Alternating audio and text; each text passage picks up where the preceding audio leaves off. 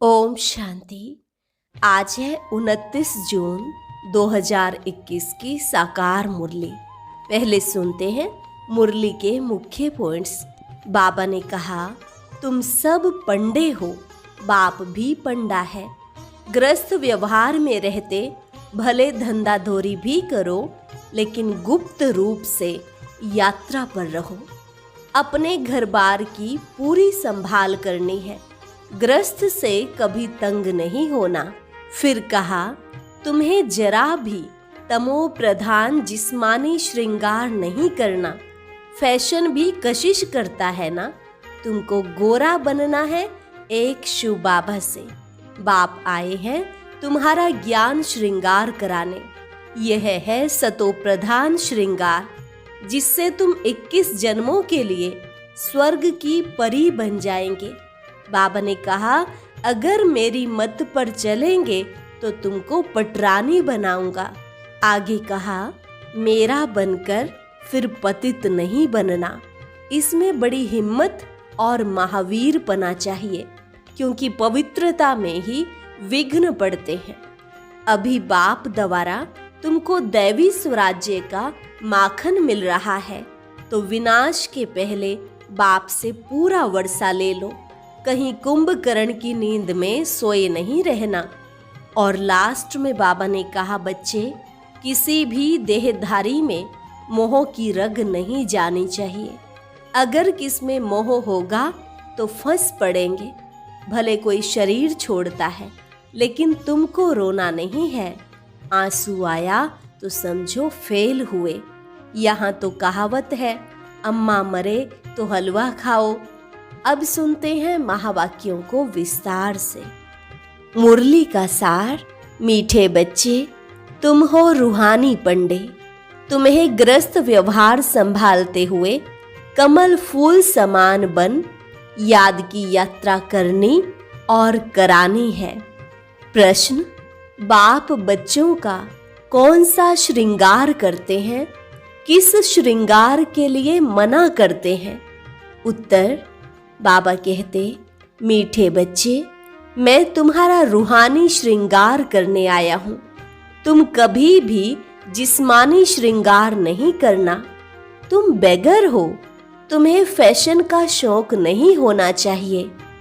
दुनिया बहुत खराब है, इसलिए जरा भी शरीर का फैशन नहीं करो।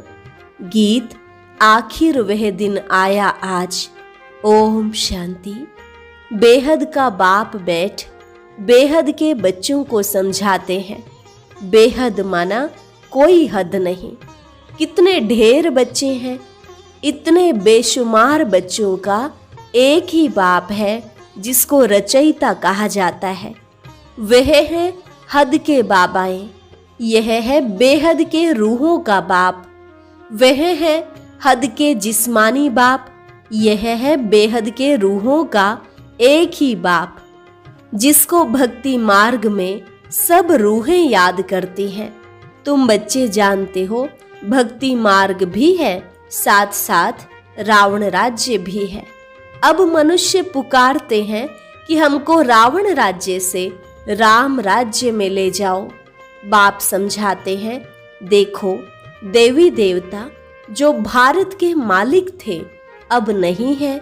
वह कौन थे यह भी अब तुम जानते हो। हम ही सतयुगी सूर्यवंशी घराने के मालिक थे। राजा रानी तो होते हैं ना। तुम बच्चों को अब स्मृति आई है। बाबा आया हुआ है हम बच्चों को राज्य भाग्य का वर्षा देने, विश्व का मालिक बनाने। बाप कहते हैं, अब सब भक्ति मार्ग में है। भक्ति मार्ग को ही रावण राज्य कहा जाता है। ज्ञान मार्ग सिर्फ एक बाप ही सिखाते हैं तुम बच्चों को। उस बेहद के बाप को भक्ति मार्ग में सब याद करते हैं। अभी तुमको 21 जन्म के लिए ज्ञान की राजधानी मिलती है। फिर आधा कल्प तुम पुकारेंगे ही नहीं। हाय राम, हाय प्रभु कहने की दरकार ही नहीं रहेगी। हाय राम तब करते हैं जब दुखी होते हैं। तुमको वहां दुख होता ही नहीं। अभी तुम जानते हो यह भी खेल बना हुआ है।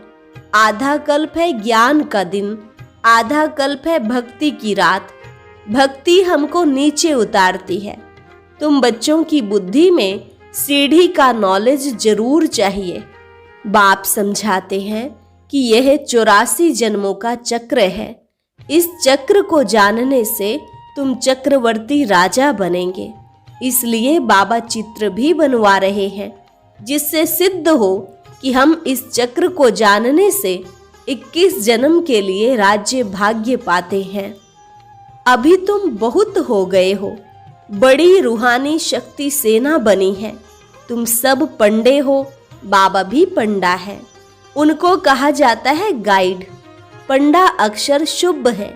यात्रा पर ले जाने वाले पंडे होते हैं। यात्री जाते हैं तो उनको एक गाइड मिलता है कि इनको यह सब दिखाओ। तीर्थ यात्रा पर भी पंडे मिलते हैं। बाप कहते हैं जन्म जन्मांतर तीर्थ यात्रा करते आए हो। अमरनाथ पर जाते हैं, तीर्थों पर जाते हैं, परिक्रमा लगाते हैं। वहां जाने समय फिर वही याद रहता है। घर बार धंधे धोरी सबसे दिल हट जाती है। यहाँ तुमको समझाया जाता है अपने घर गृहस्थ में रहते हुए धंधा धोरी भी करते रहो और फिर गुप्त यात्रा पर रहो। यह कितना अच्छा है। जितना बड़ा धंधा करना है उतना करो, किसी को मना भी नहीं है।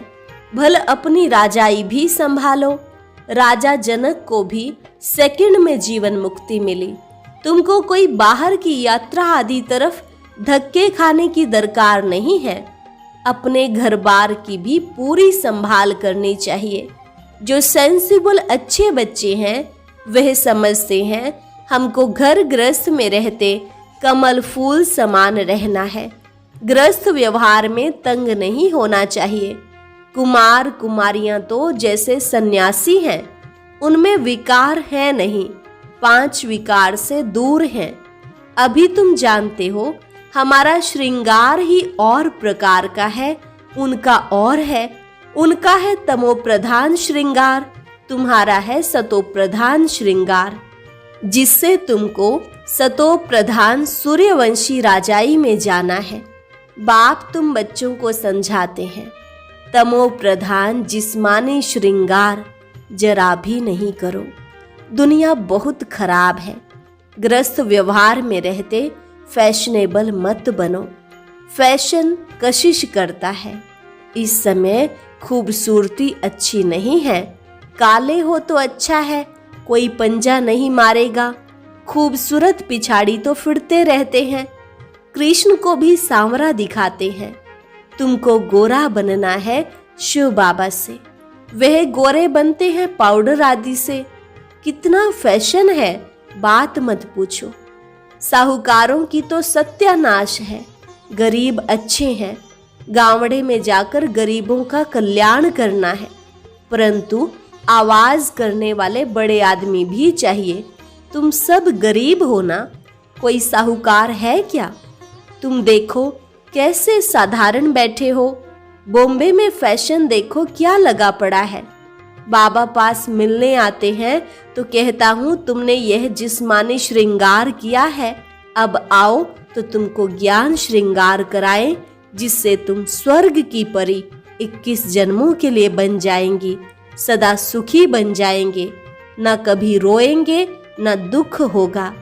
अभी यह जिस्मानी श्रृंगार तुम छोड़ दो, तुमको हम ज्ञान रत्नों से ऐसा फर्स्ट क्लास श्रृंगार कराएंगे जो बात मत पूछो। अगर मेरी मत पर चलेंगे तो तुमको पटरानी बनाऊंगा। यह तो अच्छा है ना। तुम सब भारतवासियों को इस तमो प्रधान आसुरी दुनिया नरक से भगाए स्वर्ग की महारानी बनाता हूँ। तुम बच्चे समझते हो आज हम सफेद पोश में हैं, दूसरे जन्म में स्वर्ग में सोने के चम्मच में दूध पिएंगे। यह तो बहुत छीछी दुनिया है। स्वर्ग तो स्वर्ग है, बात मत पूछो। यहाँ तुम बेगर हो, भारत बेगर है। बेगर टू प्रिंस गाया हुआ है। इस भारत में ही फिर जन्म लेंगे। बाप ने हमको स्वर्ग का मालिक बनाया था। रात दिन का फर्क है। महान गरीब जिनको खाने के लिए कुछ नहीं होता है, उनको ही दान दिया जाता है। भारत ही महान गरीब है। बेचारों को यह भी पता नहीं है कि इस समय सब तमोप्रधान है। दिन प्रतिदिन सीढ़ी नीचे ही उतरते रहते हैं। अभी कोई सीढ़ी चढ़ नहीं सकते। 16 कला से 14 कला, फिर 12 कला नीचे उतरते ही आते हैं। यह लक्ष्मी नारायण भी पहले 16 कला संपूर्ण थे, फिर 14 कला में उतरते हैं ना। यह भी अच्छी रीति याद करना है। सीढ़ी उतरते उतरते बिल्कुल ही पतित बने हैं। फिर स्वर्ग के मालिक कौन बनाए? यह वर्ल्ड की हिस्ट्री ज्योग्राफी रिपीट होती है। यह भी सब कहते हैं, परंतु अब कौन सी हिस्ट्री रिपीट होगी यह कोई नहीं जानते। शास्त्रों में तो लिख दिया सतयुग की आयु लाखों करोड़ों वर्ष है। पूछो सतयुग कब आएगा? कहेंगे अभी 40,000 वर्ष पड़े हैं। तुम सिद्ध कर बतलाते हो। कल्प की आयु ही 5,000 वर्ष है। वह फिर सिर्फ सतयुग को ही लाखों वर्ष दे देते हैं। घोर अंधियारा है ना, तो मनुष्य कैसे माने भगवान आया होगा? वह समझते हैं भगवान तब आएंगे जब कलयुग का अंत होगा। अभी तुम बच्चे इन सब बातों को समझते हो। विनाश सामने खड़ा है। बच्चों को समझाया जाता है कि विनाश के पहले बाप से वर्षा ले लो, परंतु कुंभकर्ण की नींद में सोए पड़े हैं, तो बेचारे हाय हाय कर मरेंगे। तुम्हारी जय जयकार हो जाएगी। विनाश में होती ही है हाय हाय। विपरीत बुद्धि हाय हाय ही करेंगे। अभी तुम हो सच्चे की औलाद सच्चे। नरक का विनाश होने बिगर स्वर्ग कैसे बनेगा? तुम कहेंगे यह तो महाभारत लड़ाई है, उनसे ही स्वर्ग के द्वार खुलने हैं। मनुष्य तो कुछ नहीं जानते हैं। तुम्हारी बुद्धि में है हमको अभी दैवी स्वराज्य का माखन मिलता है। वह आपस में लड़ते रहेंगे। है वह भी मनुष्य, तुम भी मनुष्य, परंतु वह है आसुरी संप्रदाय और तुम हो दैवी संप्रदाय।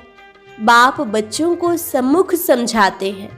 तुम बच्चों के अंदर में खुशी रहती है। अनेक बार तुमने ऐसी राजधानी ली है जैसे अभी तुम ले रहे हो। वह आपस में 2 बिल्ले लड़ते हैं, माखन तुमको मिलता है सारे विश्व की बादशाही का। तुम यहाँ आते ही हो विश्व का मालिक बनने। तुम जानते हो हम बाबा से योग लगाए कर्मातीत अवस्था को पाएंगे। वह आपस में लड़ेंगे, हम विश्व की बादशाही ही पालेंगे। यह तो कॉमन बात है। वह बाहुबल वाले विश्व की बादशाही ले न सके। तुम योग बल से विश्व के मालिक बनते हो। तुम्हारा है ही अहिंसा परमो दैवी धर्म। दोनों हिंसाएं वहां होती नहीं। काम कटारी की हिंसा सबसे खराब है, जो तुमको आदि मध्य अंत दुख देती है। यह किसको पता नहीं रावण राज्य कब होता है। अभी पुकारते हैं आकर हमको पावन बनाओ, तो जरूर कभी पावन थे ना। भारतवासी बच्चे ही पुकारते हैं दुख से लिबरेट करो, शांति धाम ले जाओ, दुख हर कर सुख दो। कृष्ण को हरि भी कहते हैं। बाबा हमको हरि के द्वार ले चलो। हरि का द्वार है कृष्णपुरी, यह है कंसपुरी। यह कंसपुरी हमको पसंद नहीं है। माया मच्छंदर का खेल दिखाते हैं। यह तो तुम जानते हो रावण का राज्य द्वापर से शुरू होता है। देवताएं जो पावन थे वह पतित होने शुरू होते हैं। इसकी भी निशानियां जगन्नाथपुरी में है। दुनिया में बड़ा गंद लगा हुआ है। अब हम तो उन सब बातों से निकल परिस्तान में जाते हैं। इसमें बड़ी हिम्मत महावीर पना चाहिए। बाबा का बनकर पतित थोड़े ही बनना है। वह समझते हैं स्त्री पुरुष इकट्ठे रहें और आग न लगे, यह हो नहीं सकता। इसलिए ही हंगामा करते हैं कि यहाँ स्त्री पुरुष को भाई बहन बनाया जाता है। ऐसा तो कहाँ लिखा हुआ नहीं है। पता नहीं यहाँ कौन सा जादू है। अरे तुम ब्रह्मा कुमारियों के पास जाएंगे और बस तुमको वहां बांध रखेंगी। ऐसे ऐसे वहां बहकाते रहते हैं। यह भी ड्रामा में नोंद है। जिनका पार्ट होगा वह कैसे भी आ जाएंगे, इसमें डरने की बात ही नहीं। शिव बाबा तो ज्ञान का सागर, पतित पावन, सर्व का सद्गति दाता है। ब्रह्मा द्वारा पतित से पावन बनाते हैं। यह अक्षर ऐसे बड़े लिखो जो कोई भी आकर पढ़े। पवित्रता पर ही कितने विघ्न डालते हैं। बाबा कहते हैं, बच्चे किसी भी देहधारी में मोह की रग नहीं जानी चाहिए। अगर कहाँ मोह की रग होगी तो फंस पड़ेंगे। यहाँ तो अम्मा मरे तो भी हलवा खाना। बाबा सामने बिठाकर पूछते हैं, कल तुम्हारा कोई मर जाए तो रोएंगे तो नहीं? आंसू आया तो फेल हुए, एक शरीर छोड़ दूसरा लिया, इसमें रोने की बात क्या है? दूसरा कोई सुने तो कहे मुख से अच्छा तो बोलो। अरे अच्छा ही बोलते हैं। सतयुग में रोना होता ही नहीं। यह जीवन तुम्हारा उनसे भी उच्च है। तुम हो सबको रोने से बचाने वाले, फिर तुम कैसे रोएंगे?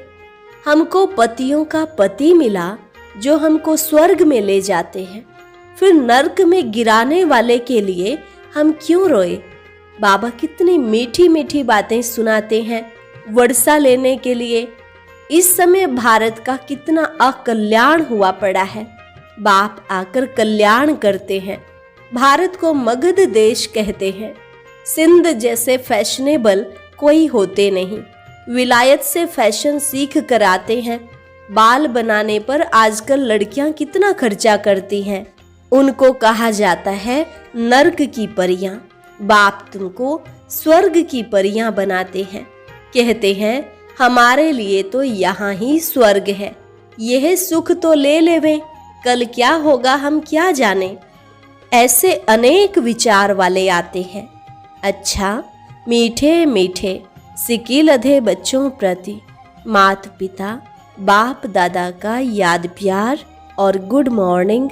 रूहानी बाप की रूहानी बच्चों को नमस्ते। धारणा के लिए मुख्य सार। पहली पॉइंट, सच्चा सच्चा रूहानी पंडा बन सबको घर का रास्ता बताना है। शरीर निर्वाह अर्थ धंधा करते याद की यात्रा में रहना है। कार्य व्यवहार में तंग नहीं होना है। दूसरी पॉइंट, ज्ञान श्रृंगार कर स्वयं को स्वर्ग की परी बनाना है। इस तमो प्रधान दुनिया में जिस्मानी श्रृंगार नहीं करना है। कलयुगी फैशन छोड़ देना है। वरदान, न्यारे और प्यारेपन की योग्यता द्वारा लगाव मुक्त बनने वाले सहज योगी भव। न्यारे और प्यारेपन की योग्यता द्वारा लगाव मुक्त बनने वाले सहज योगी भव।